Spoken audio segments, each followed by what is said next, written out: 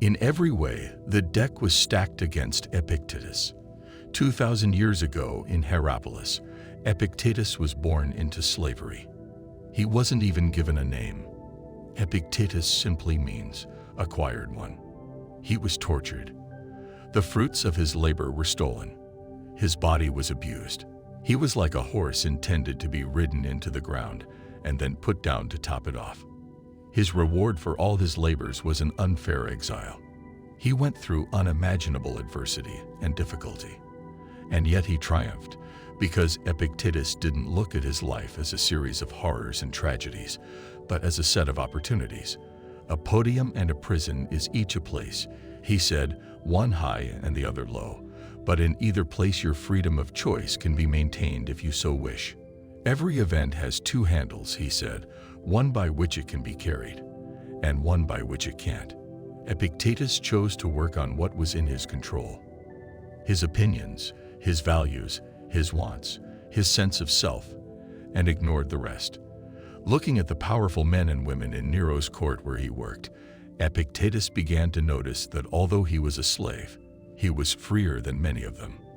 They were enslaved to power and ambition, pleasure and attention. Their minds wandered. They were easily distracted.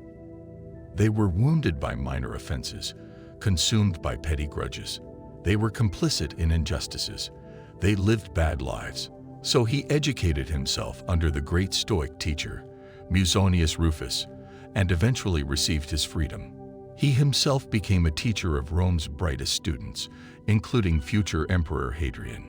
His ideas made their way to Marcus Aurelius, and suddenly a man who had been so recently powerless was influencing the most powerful people in the world.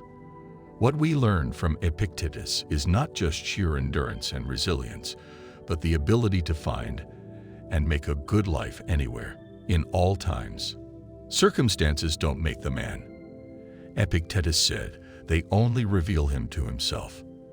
The Stoics said we are actors in a play, and all that an actor can do is play their role well. Let go of the rest. And this is how we must see life. We don't control where we are born, or who our parents are, or how other people treat us. We only control what we do with the material we have been given. Yes, so much is out of our control, but we have so much agency, so much more than people think. Through determination and skill, we can shape our own destiny.